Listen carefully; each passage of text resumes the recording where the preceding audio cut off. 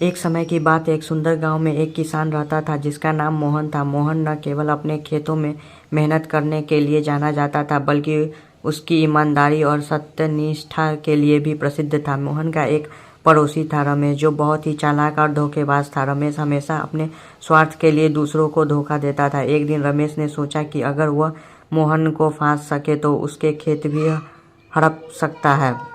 उसने एक योजना बनाई और गांव के सरपंच के पास गया। उसने सरपंच से कहा कि मोहन ने उसके खेत से सोना चुराया है। सरपंच ने दोनों को बुलाया और पूछा, क्या यह सच है मोहन?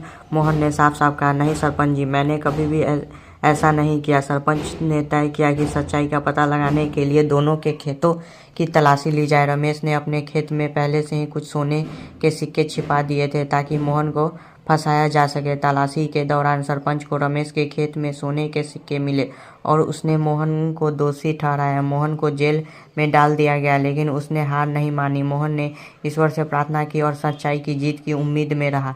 कुछ दिन बाद गांव में एक बहुत ही बुद्धिमान व्यक्ति आया। उसने गांव के लोगों से कहा कि वह सच्चाई और न्याय के बारे में बहुत कुछ जानता है और वह मोहन की सच्चाई का पता लगाने में मदद कर सकता है।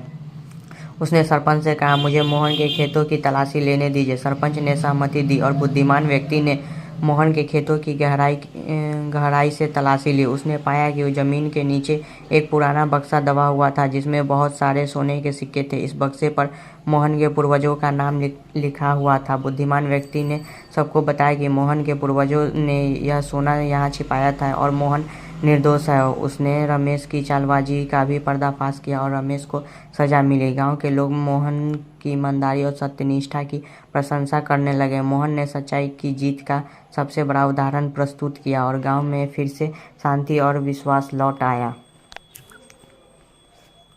दोस्तों, ऐसे ही रोमांचक स्टोरी को सुनने के लिए हमें फॉलो करें और कहानी अच्छी लगे और ऑडियो भी, तो कृपया लाइक करें हमारे वीडियो को।